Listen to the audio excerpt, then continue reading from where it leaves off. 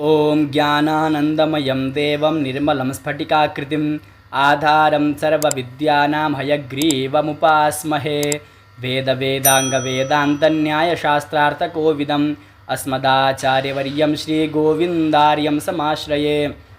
अज्ञानतिमिरान्धस्य ज्ञानाञ्जनशलाकया चक्षुरुन्मीलितं येन तस्मै श्रीगुरवे नमः। निधाय हृदि विश्वेशं विधाय गुरुवन्दनं बालानां सुखबोधाय क्रियते तर्कसङ्ग्रहः। श्रीगणेशं नमस्कृत्य पार्वतीशङ्करं परं मया चन्द्रसिंहेन क्रियते पदकृत्यकं। नमस्कृताय नमः सर्वेभ्यः। आप सभी का हार्दिक स्वागत करता हूं इस YouTube चैनल पर। आज हम पढ़ रहे हैं तर्क संग्रह में जो लिंग त्रैविध्य शुरू किया था उसी का आज केवल व्यतिरेकी जो तीसरा है। कल हमने पढ़ा अन्वय व्यतिरेकी, फिर केवलान्वयी, ये कल में 2 पढ़ लिया। आज तीसरा बचा हुआ है केवल व्यतिरेकी।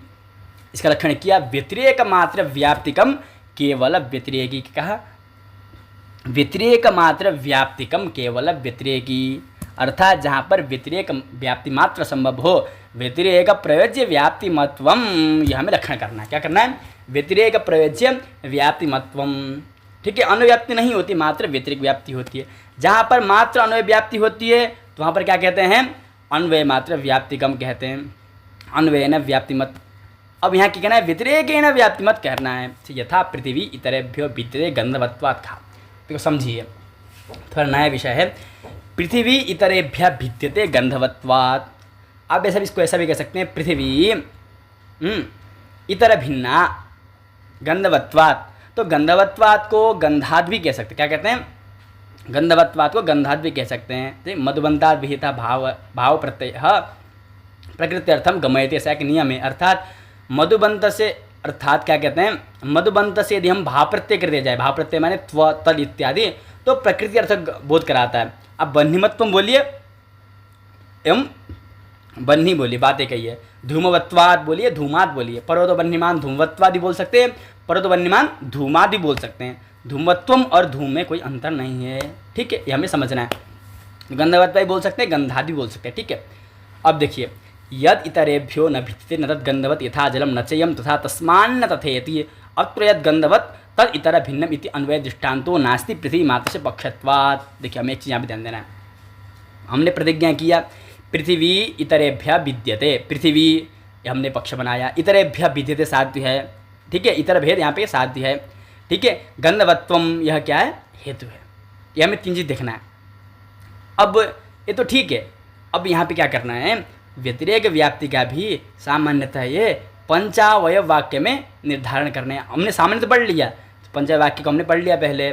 यो यो धूमान सहसा अग्निमा यथा महान तथा चायम, ऐसा तस्मात् तथा करके पढ़ लिया। अब इसका हम पढ़ रहे हैं व्यतिरेक में कैसा होता है, व्यतिरेक व्याप्ति में कैसा होता है, इसमें बता। देखो, यद इतरेभ्यो न विद्यते न तद गंधवत, थोड़ा सा अंतर है इसमें, न तद करके आगे बढ़ेंगे। देखिए, इतर क्या है? जलादि। पृथ्वी इतर भिन्ना, पृथ्वी इतर माने दूसरा, दूसरे से अलग है, दूसरे से भिन्न है। तो पृथ्वी इतर क्या लेंगे? जलादि। जलादि त्रयोदश क्या लेंगे? जलादि त्रयोदश लेंगे। ठीक है, पृथ्वी इतर भिन्ना, इतर माने जलादि से भिन्न है। पृथ्वी इतर भिन्ना बोला। अच्छा, तो क्या हेतु क्या दिया? गंधवत्वात्। क्या दिया? गंधवत्वात्। क्यों? गंधवत्व जो किसमें? जलादि में नहीं है, वो पृथ्वी में ही लक्षण बता दिया। अब देखो, यहाँ व्याप्ति दिखा रहे हैं। यद इतरेभ्यो न विद्यते न तद गंधवत। जो इतर से क्या भिन्न नहीं होती है, वो गंध वाली नहीं होती है। तो इतर से भिन्न क्या नहीं होती है? इतर से भिन्न क्या नहीं होती है? इतर अर्थात यहाँ पे क्या? जल लिया, जलादि। तो जलादि से भिन्न क्या नहीं? जल ही नहीं होते हैं। जलादि से भिन्न कौन नहीं होते? जल नहीं होते हैं। तो न तद गंधवत, वो क्या है? वो गंध वाली नहीं है, न तद गंधवत। यद इतरेभ्यो न विद्यते न तद गंधवत। जो जलादि से भिन्न नहीं होते हैं वो गंध वाले नहीं होते हैं। तो इतर पद से देखो, घट से भिन्न क्या नहीं होता है? घट से भिन्न, यद इतरेभ्य न विद्यते, जो घट से भिन्न नहीं होता है। जो घट से भिन्न क्या नहीं होता? घट नहीं होता। घट से भिन्न कौन नहीं होता? घट नहीं होता। घट से भिन्न सब होते हैं, घट से भिन्न क्या नहीं होता? घट नहीं होता। उस प्रकार इतर माने जल, जलादि। तो इतरेभ्य न विद्यते, कौन? जल। न तद गंधवत, ऐसा हमें व्याप्ति बनानी है। यथा जलम। ठीक है, जलम ले लिया। न च इयम तथा, जो यह पृथ्वी है उस प्रकार की पृथ्वी, जो पृथ्वी है वह उस प्रकार की नहीं है। किस प्रकार की? न तद गंधवत, गंधवत न तद गंधवत माने न गंधवत, अर्थात गंधा भाववती नहीं है, गंधा भावा भाववती है, अर्थात गंधवती है। सामान्य क्या पृथ्वी, क्या पृथ्वी गंधवती है, पृथ्वी में गंधवत्व है।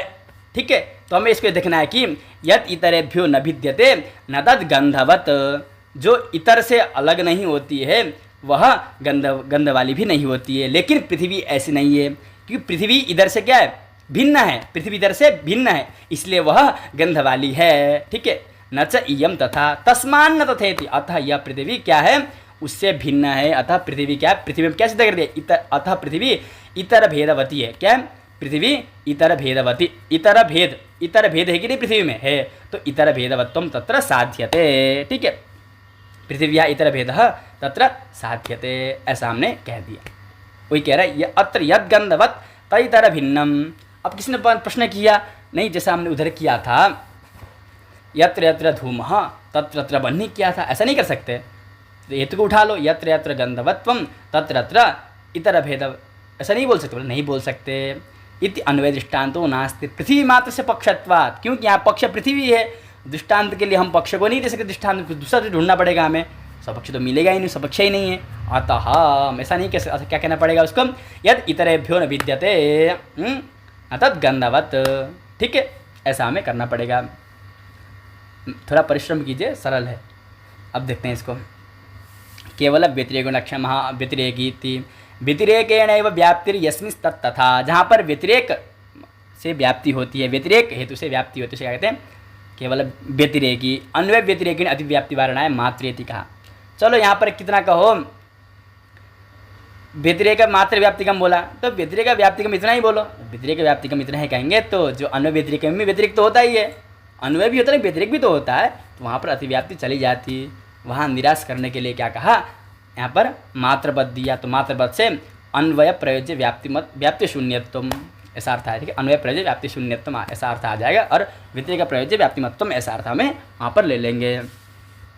न च इयम तथा, तो न च इयम तथा बोला है ना, इयम पृथ्वी न तथा था, न गंधा भावती, न गंधा भाव, जिस प्रकार जल गंधा भावत है उस प्रकार यह पृथ्वी गंधा भावती नहीं है, अभी गंधा भावा भावती है, ऐसा हमें समझना चाहिए। तस्मान तथा अथ गंधा भाववत्वा भावात इतर भेदा भाववती न, गंधा भाववत्वा भाव है कि नहीं पृथ्वी में है, क्यों, गंधा भावत्वम कहाँ है, गंधा भावत्वम कहाँ है, तो गंधा भावत्वम जलादि में है, तो तदभाव कहाँ पर है, पृथ्वी में। इस भावत इतर भेदा भावती न, अतः इतर भेद का अभाव वाली पृथ्वी नहीं हो सकती है। नन्वत्र किमिति नान्वय व्याप्तिरित्याशंक परिहरती, यहाँ पर अनुव्याप्ति नहीं हो सकती, बोले नहीं यहाँ पर नहीं हो सकती, अत्रेति। ठीक है, मूल में कह दिया इतर भेद का साधकानुमान इत्यर्थः, क्या कहा, अत्र माने इतर भेद साधकानुमान, अर्थात जहाँ पर इतर भेद साधकानुमान होता है वहाँ पर केवल व्यतिरेकी ऐसा होता है, बोला लिंग होता है। तो कहले इदम उपलक्षणम स्वबोधकत्वे सति स्वेतरबोधकत्वम उपलक्षण से लक्षणम, ऐसा करते सामान्यतः, जरूरी नहीं कि इतना ही हो। और एक भी बता रहे हैं, जीवत शरीरम सात्मकम प्राणादिमत्वा, जीवत शरीरम यह जो शरीर है, जीता हुआ शरीर है, वह क्या सात्मकम आत्मा शरीर सहित है, प्राणादिमत्वा। ठीक है, इसमें प्राणादि वायु हैं, जब प्राणादि वायु का निर्गमन होता है तो ये शरीर जीव वाला नहीं होता है, सात्मक नहीं, क्या नहीं होता है, सात्मक नहीं होता है, आत्मा सहित नहीं होता है, इससे आत्मा का भी निर्गमन हो जाता है। ठीक है, ये सामान्य इसका तात्पर्य अर्थ है।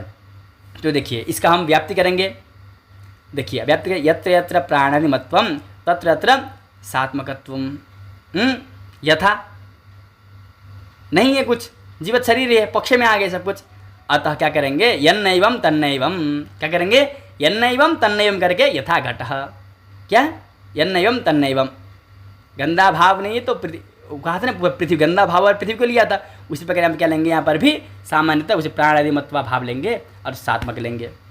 ठीक है, प्राणिमत्वा भाव, जो प्राणिमत्व अभाव है वहाँ पर वह भी सात्मक नहीं है, यन्नैवं तन्नैवं। ठीक है, जहाँ पर प्राणादिमत्व का अभाव है वो भी सात्मक नहीं है। ठीक है, यथा घट, जिस पर घट ऐसा व्यतिरेक व्याप्ति ले लिया। अब दूसरा वर्ण दिया प्रत्यक्षादिकम प्रमाणमिति व्यवहारतव्यम प्रमाकरणत्वा, जो प्रत्यक्ष 5 है इनको प्रमाण पद से व्यवहार करना चाहिए, क्यों, प्रमाकरणत्वात्, तो यत्र यत्र प्रमाकरणत्वम तत्र तत्र प्रमाणमिति व्यवहारतव्यत्वम, यथा नहीं है कुछ, सब पक्ष में आ गया, इसके विपरीत व्याप्ति बनाना पड़ेगा। तो यन्नैवं तन्नैवं तत्र प्रमाकरणत्वा भावः तत्र प्रमाणमिति व्यवहर्तव्यत्वा भावः। तो हमें ऐसा हमें बनाना पड़ेगा। यन्नैवं तन्न यथा प्रत्यक्षाभासः। जी प्रत्यक्षाभास किसे कहते हैं? देखिए घटा ही बोल सकते हैं, लेकिन प्रत्यक्षाभास बोल दिया, कोई दिक्कत नहीं है। देखो कहीं पे वो चित्र बना होता है, आँख का चित्र बना होता है। सामान्यतः आप जब मोर को देखते हैं तो मोर के जो पीछ में क्या होता है, उनके आँख से बने होते हैं, लेकिन वो आँख वास्तविक आँख नहीं होते हैं, वो प्रत्यक्ष आभास कह जाते हैं, आँख की तरह है ऐसा मानते हैं, उसे प्रत्यक्षाभास कहते हैं। ठीक है, तो वही ले लिया। ठीक है, विवादास्पदम आकाशमिति विभर्तव्यम शब्दवत्वात् इत्यादिकमपि केवल व्यतिरेकी द्रष्टव्यम। अब बोला आकाश के बारे में विवाद चल रहा था, तो किसी ने वहाँ पर अनुमान करने का सोचा, तो कहा विवादास्पदम आकाशमिति विभर्तव्यम। जो भी यहाँ पर विवाद का विषय बना हुआ है वह आकाश है, ऐसा व्यवहार करना चाहिए। क्यों? शब्दवत्वाद हेतु दिया। अब इसका बनाते यत्र शब्दवत्वम तत्र तत्र आकाशमिति विभर्तव्यत्वम हो सकता है, यथा है नहीं कुछ, वही पक्ष बना। तो क्या करना है हमें? तो इसका हम यन्नैवं तन्नैवं करेंगे इसमें भी। ठीक है, इति केवल व्यतिरेकी द्रष्टव्यम। इस जगह में क्या समझना चाहिए? केवल व्यतिरेकी, ऐसा हमें समझना चाहिए। तो ये जाकर के लिंग त्रैविध्य समाप्त हुआ। अब चलते पक्ष सपक्ष विपक्ष की ओर। ये सब छोटे छोटे हैं। तो संदिग्ध साध्यवान पक्ष यथा धूमत्वे हेतु पर्वतः। जहाँ पर साध्य संदिग्ध रहे, साध्य का संदेह हो, किसको? साध्य का अनुमानक को साध्य का संदेह हो, उसे पक्ष कहते हैं। यथा धूमत्वे हेतु पर्वतः। जब धूमत्वम यह क्या बनता है? हेतु बनता है, तब पर्वत पक्ष कहलाता है। पर्वतो बन्यमान धूमात, धूमवत्वात् धूमात, दोनों बात एक ही है। ठीक है, जब पर्वतो बन्यमान धूमवत्वात् ऐसा कहते हैं तो वह धूमत्व जो है वह हेतु बन रहा है, अब पर्वत पक्ष हो गया। ठीक है, पदकृत देखते हैं। अत्र पृथ्वी मात्र से पक्षत्वात्। क्या कहा? अत्र पृथ्वी मात्र पक्षत्वात् किम नाम पक्षपेक्षायां ताम निर्वक्ते संदिग्धेति कहा। देखो ऊपर कहा था पृथ्वी मात्र से पक्षत्वात् केवल व्यतिरेकी में। तो किम नाम पक्षता, पक्षत्व क्या है, पक्ष क्या है, इस प्रकार जब जिज्ञासा होती है तो कह रहे हैं संदिग्ध साध्यवान पक्ष। क्या कहते हैं? संदिग्ध साध्यवान पक्ष। जहाँ पर साध्य का संदेह हो उसे पक्ष कहते हैं। अब कहते हैं सपक्ष वारणा संदिग्धेति। क्या कहा? सपक्ष वारणा संदिग्धेति कहा। तो संदिग्ध मत बोलो, साध्यवान इतना ही बोलो। बोले साध्यवान कहेंगे तो सपक्ष जो रहेगा वहाँ पर भी साध्य तो रहता ही है, वो भी साध्यवान होता है, तो वहाँ लक्षण की अतिव्याप्ति चली जाएगी। तो क्या बोलो जरूरी हमें? संदिग्ध यह पद देना हमें जरूरी है। ठीक है, अब चलते सपक्ष में। निश्चित साध्यवान सपक्ष।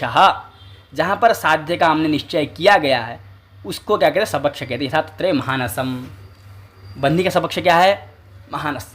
पर्वतो बन्हीमान धूमात में साध्य बन्ही है, उसका निश्चय हमने क्या कहाँ किया? महानस में किया, तो निश्चित साध्यवान का होलो महानस, वही सपक्ष है। ठीक है, पक्षे अतिव्याप्ति वारणा निश्चितेति।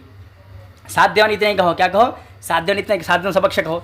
साध्यवान इतने कहेंगे तो आगे संदिग्ध लगा देंगे, तो संदिग्ध साध्यवान सपक्ष, संदिग्ध साध्यवान इतना हो जाएगा, तो संदिग्ध साध्यवत्वम जो है वो पक्ष में भी रहता है। ठीक है, तो वहाँ पर अतिव्याप्ति चली जाएगी। उसके निराकरण के लिए क्या निश्चित देना जरूरी है। तत्व महानस माने जब हम धूमत्व से हेतु देंगे तो वहाँ पर महानस जो है वह सपक्ष बन जाएगा। अब आते विपक्ष में। निश्चित साध्या भाववान विपक्ष यथा तत्र महारथः कहा। जहाँ पर साध्य के अभाव का निश्चय किया गया कि यहाँ पर साध्य नहीं रहता है उसे विवक्ष कहते हैं। यथा तत्र महारथ। तत्र माने जहाँ पर धूमत्व हेतु बनता है वहाँ पर महारथ। ठीक है, इस पद को देखते हैं। क्या लिखा? सपक्षे अतिव्याप्ति वारणा साध्यति। क्या कहा? सपक्ष अतिव्याप्ति वारणा साध्यति। देखो साध्य मत बोलो, निश्चिता भाववान विवक्ष कहो, तो बोले कि सपक्ष में अतिव्याप्ति चली जाए। क्यों? सपक्ष महानस, तो निश्चित अभावान बोल दिया, तो निश्चित अभाव सूर्य करेंगे तो कहाँ पर? अब रसोई में क्या करेंगे? कभी रसोई में चीनी खत्म हो जाता है, तेल खत्म हो जाता है, तो यत्न अभाव तो मिलेगा ही मिलेगा। और तद अभावान सपक्ष भी हो सकता है, अतः साध्य पद देना जरूरी है। ठीक है, पक्ष अतिव्याप्ति वारणा निश्चित। चलो इतना कहो, साध्य भावान कहो, तो साध्य भावन कहेंगे तो पक्ष में भी अभी जो संदिग्ध साध्य भावान है, क्या पक्ष में क्या है? संदिग्ध साध्य भाववान है पक्ष भी। संदिग्ध साध्यवान बोलो अथवा साध्य का अभाव ही पक्ष में प्राय अभी, जब तक हम सिद्ध नहीं करते हैं। पर्वतो बन्यमान नवा, तो नव भी तो आया, जब संदिग्ध का आकार कैसा होता है? पर अयम पर्वत बन्यमान नवा। ठीक है, इस प्रकार का होता है। अथवा पक्ष अधिवारण निश्चित, अथवा निश्चित बोलना जरूरी है। ठीक है, साध्य भावान कहेंगे तो पक्ष में भी अतिव्याप्ति जा सकती है, जाती है। तत्र धूमत्व एवं, तत्र माने जब धूमत्व इसको हेतु बनाएंगे, अर्थात पर्वतो बन्यमान धूमात, पर्वतो बन्यमान धूमत्वात्। इस प्रकार की हम करेंगे, अनुमान का आकार बनाएंगे, तो यहाँ पर हमने पक्ष सपक्षी विवक्षा लक्षण बता के दिखा दिया। कल से हम शुरू करेंगे हेत्वाभास को। आशा करता हूँ यह पाठ आप सभी को समझ में आ गया होगा। यदि आप कहीं पर जिज्ञासा हो तो आप पूछ सकते हैं। तो कल से अब हम पढ़ेंगे हेत्वाभास के बारे में। ओम पूर्णमदः पूर्णमिदं पूर्णात् पूर्णमुदच्यते पूर्णस्य पूर्णमादाय पूर्णमेवावशिष्यते। ओम शांति शांति शांति। नमः संस्कृताय नमः सर्वेभ्यः।